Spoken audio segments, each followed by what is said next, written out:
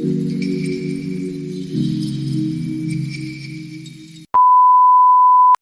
good morning. Good morning mga kasarangga. Ayan, today is Sunday.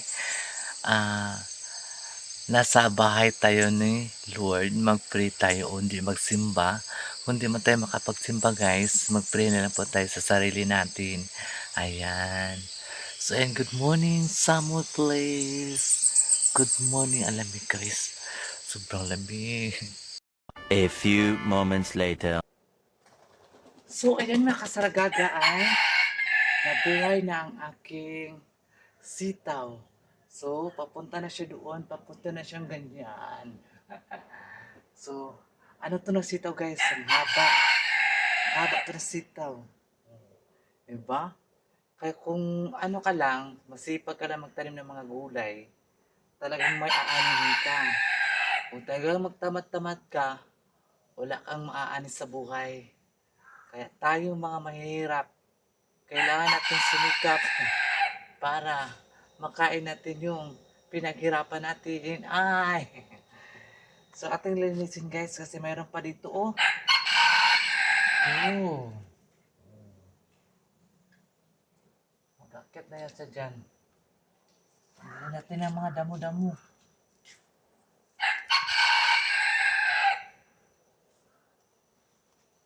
Di ba nila tinanggalan ng ano eh.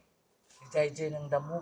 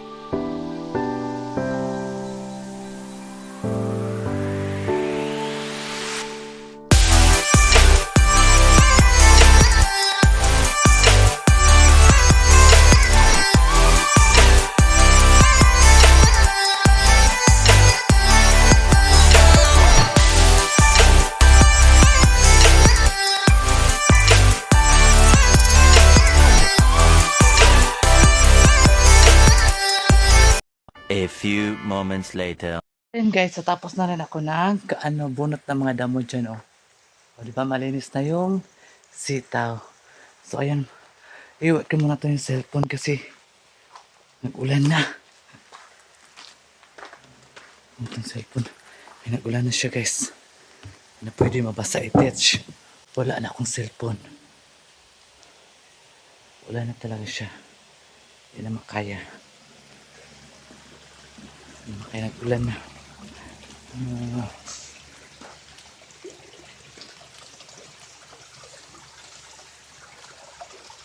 So, inutusan ako ni madam na maghanap ako ng kalabo.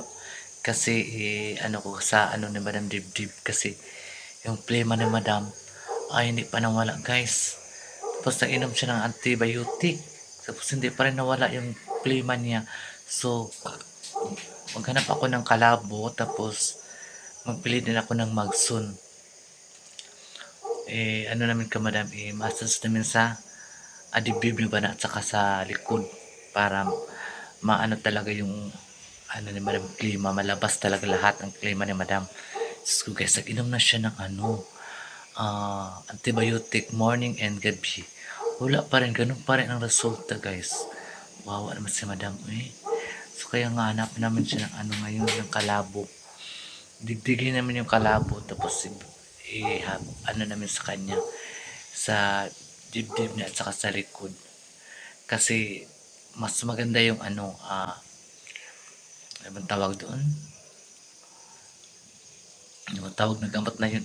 Parang ano ba? Yung gamot na binisaya lang siya. 'Di ba? So, ayan guys. A few moments later. Hello guys, good morning mga kasaragaga. Ayan, naglaba ako guys. Kahapon ako naglaba. Kaya lang nagulan kahapon. Ngayon ko lang, binabad ko kasi yung puti. Kasi dito ang puti guys ay nagdilaw dahil sa tubig. Kaya binabad ko siya ng oil at saka kunting sundrox para maliwanag ang ang kulay na puti. Hindi na siya dilaw. So dito tayo sa baba. Lamig. Lamig talaga guys, sobra. Kahapon guys, may ako sa inyo, may check ako sa inyo. Kahapon nag-check kami ng pusa.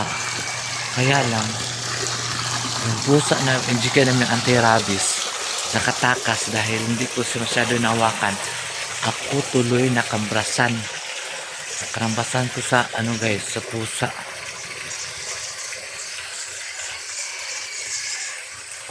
Toro siya.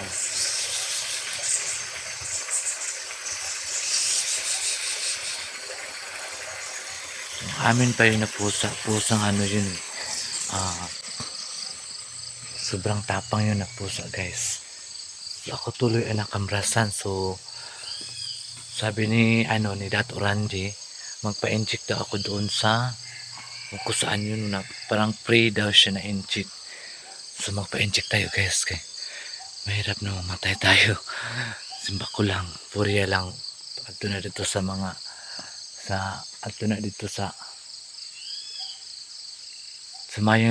sa malayong lugar.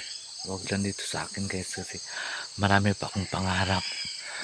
Marami pa akong pangarap sa buhay para kay mother. Diba? So, kailangan natin magpa-inject kasi sabi ni Mara magpa-inject daw ako. So, ito ang nakambrasan guys. Kambrasan sa iring gahapon at saka ito. Ito. Diyos ko Lord. A few moments later.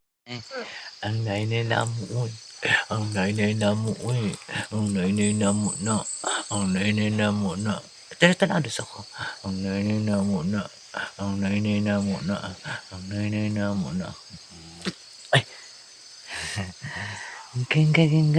Lodo na. Lodo nun si Nene. Di maglodo. Nene mo. Igutom na ni pa. Igutom na ni si Nene.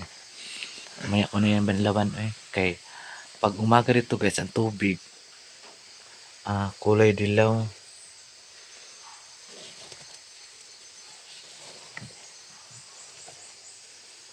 O, di ba nagputi na siya? O, ganyan maglaba og puti. Babad natin siya ng Ariel at saka Sunrox. Ayan. Ayan ako guys. Sunday pa lang ngayon. Kailangan natin mag-relax. Kaya Sunday is time to relax kasi mag-inom muna tayo ng tubig kaya mag-inom tayo ng kape. Ay, para mawala ang lamig. Dito guys, hindi ka mapawala ng kape. Kasi dito malamig, kailangan ka magkape.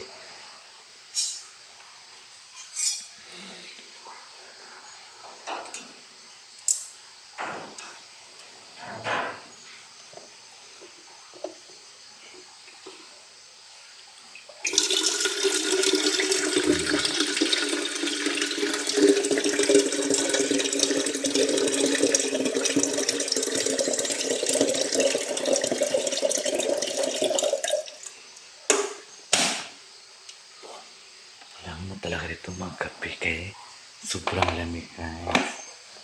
Sobrang lamig. A few moments later. So ayan guys, bago lang ako naligo, so mag-coffee tayo. Okay, samahan niyo sa sarap. Ang problema talaga ko guys. Problema ako dahil nakalmot nga ako ng pusa no. Kailangan ko talaga ito ma-injikan. Takot ako. Takot.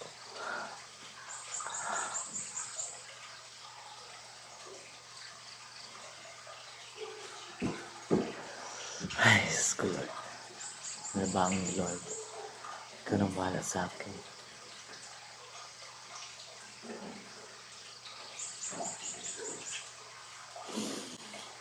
Ay, naku Lord. Si Lord nang bahala sa atin, ha? So, ngayon is Sunday. Mag-pray tayo.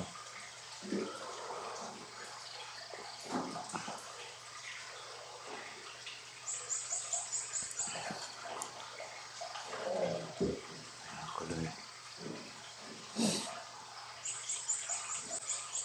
Dami lamok. Pag ganito guys, dami lamok. O, diba? Fresh na ako. Kaya ligo ko lang. Ganyan ko lang yung buhok ko.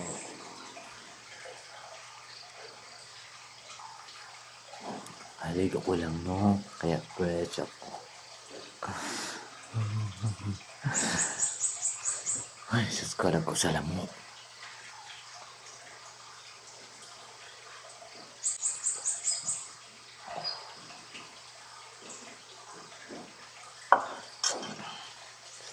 Hanap ko kayo paano mag-press. Sawan lang yun. Gaya pamilya ko guys. Pag nandito ko sa results guys, lumabas ang tunay ko na kulay. Ay, ano, ah, moreno. A few moments later. Diba ang cute ng solar? Solar pinas under ko guys kasi maliwanag na suppose dito sa kusina madilim. Ito muna ang i-on ko ang solar, o diba? Ganda ang solar. So nagsayang ako dito. Sayang ko dito kasi yung ano doon guys, yung ah kahoy ay hindi masyadong tuyo. Diba? Ang ganda. Gawa yan ni ano, ni Seroxolin.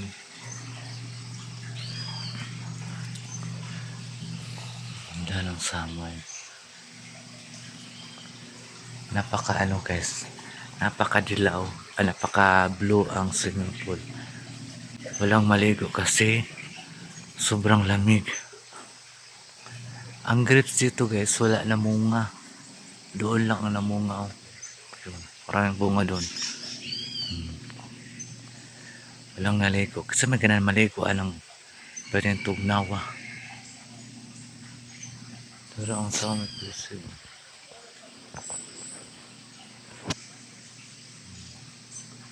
Ito mga dragon fruits. Mag-harvest sila mamaya ng dragon fruits, guys. A few moments later. So, ayan guys, may chika tayo ngayon. Kahapon, di ba, Sabado, 15. So, 16 na ta ngayon.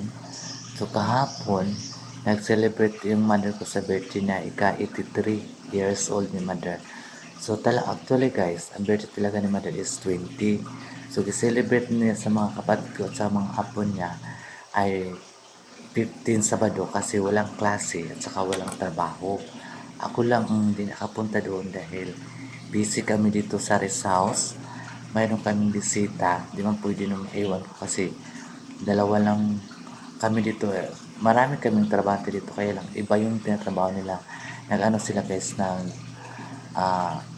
nag-ano sila ng hollow block at saka nag-pile sila ng ano ba kay nagpagawa sa madam ng garahian sa mga customer dito. So hindi ako basta-basta makalis kasi yung isang kasama ko nga si Junior nga ay umuwi din sa kanila dahil pista doon sa kanila tapos mag-get together sila magkakapatid kasi matagal na sila hindi sila nagkaiusa o nagtapok-tapok na silang magkakapatid. So pinayagan ni madam na umuwi sa kanila dahil matagal na kasi yun na hindi ka nakauwi sa kanila. Yung wala kasing time, so very busy. So, ngayon na nagkataon na nagkabikan siya, andito din kami sa rest house. So, pinayagan ni madam mag-uwi. So, ako muna ang napalit sa kanya kasi marami dito mga alagang mga hayop, pusa at saka aso. Yun nga sinabi ko sa'yo na nakalmot ako ng pusa paghapon kasi nag-inject kami ng anti-rabies. Tapos yung nagkalmot sa akin, di pa na-inject ka ng anti-rabies. Nahawakan ko nga siya pero nakabitiw siya. Kaya nga nahawakan yung kamay ko yung nakalmot. Hindi naman sinasadya, di ba? So, talagang di natin alam ang ang panahon na makalmot tayo ng pusa. Sino namang saraulo magpakalmot ng pusa, di ba? Kasi ngayon, ang rabies, grabe. So, si Lord na nakakaalam sa akin na kung sakaling ma-injikan man ako o hindi, i-pray na lang natin guys na okay.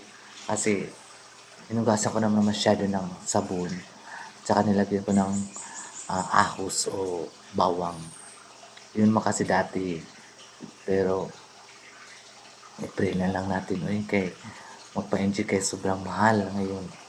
Magpa-inject. Iba na kasi mag-inject dito guys ng anti-rabies na pag nakalmot ka ng pusa doon sa sugat i-inject yung gamot. Diba sakit? Pero, kailangan para sa sarili natin. Para maka-service pa tayo. Lalo na sa mga kailangan natin sa buhay.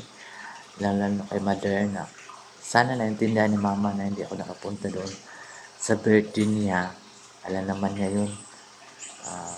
Nagtaka lang yun tsaka na hindi ako nakapunta. Kasi sobrang busy dito guys. Tapos kulang ang tao dito.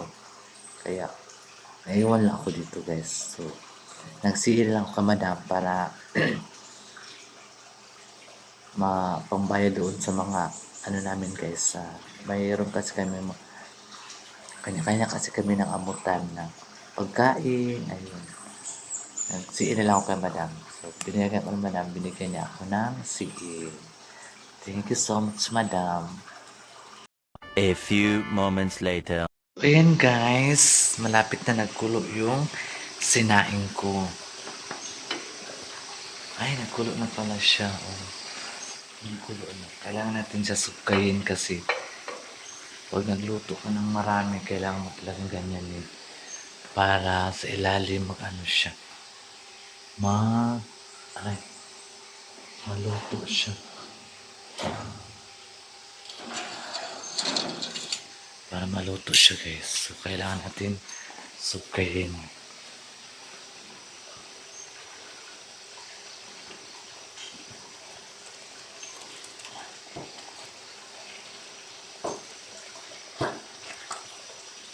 Para siyang mais ba?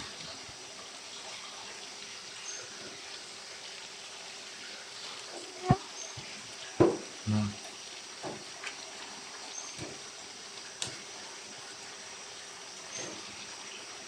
Ay, kaya naglamok eh.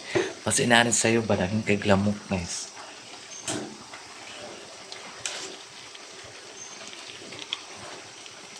Dagan-dagan no pinipan eh.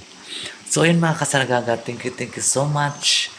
And maraming salamat po sa inyong pagsuporta sa kuha. Kayo ang dahilan kung bakit ako napapatuloy sa ganitong YouTube channel ko guys. Lalo po kay Madam at kay Sir. Thank you po sa inyong lahat. And please don't skip my Ate Sara. And kung di pa kayo updated sa YouTube channel, Sara Gaga, ayan. Bye!